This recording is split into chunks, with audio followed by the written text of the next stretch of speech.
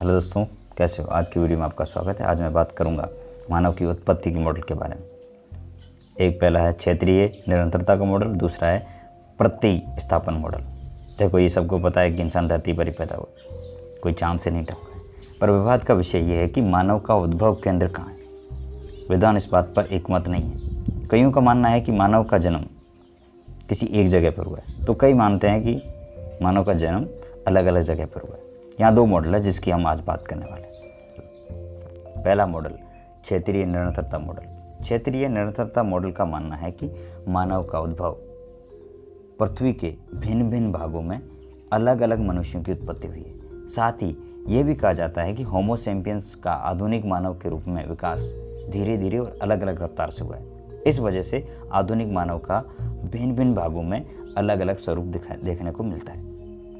मानव में पाई जाने वाली भिन्नताओं का एक और कारण यह है कि एक ही क्षेत्र में पहले से रहते आए होमो इरेक्टस और हाइडेलबर्गेसिस समुदाय में पाई जाने वाली भिन्नताओं के कारण है। अब आते हैं दूसरे मॉडल पर, जो बिल्कुल इसके विपरीत है, प्रतिस्थापन मॉडल।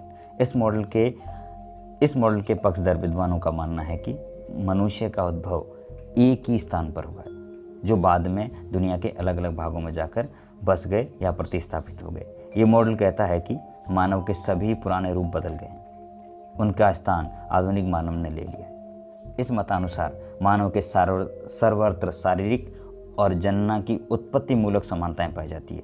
सबसे पुराने जीवाश्म इथियोपिया के ओमो स्थान पर मिले हैं, जो इस बात का सबूत है कि हमारे पूर्वज अफ्रीका में ही पैदा हुए और वहाँ से अन्य स्थानों पर चले गए। पर इस बात पर बहुत से विद्वान सहमत नहीं हैं। उनका कहना है कि अगर मानव का जन्म अफ्रीका में हुआ है तो सारे मानव एक जैसे क्यों नहीं। यहाँ तो पूरी खिचड़ी बनी हुई, कोई काला है तो कोई गोरा, कोई मोटा है तो कोई पतला, कोई लंबा है तो कोई टिकना।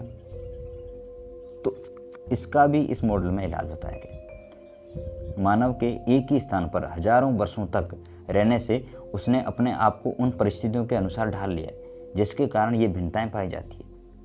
ये थे दो मॉडल जिसके बारे में आपको जानकारी होनी चाहिए। अगर आपको ये कोशिश अच्छी लगी तो वीडियो को लाइक करो। कोई सुझाव हो जो आप मुझे देना चाहते हैं तो कमेंट कर सकते हैं। और अगर आपको लगता है कि ये जानकारी आगे भी किसी तक पहुंचनी चाहिए तो इस वीडियो को शेयर करें। Thank you.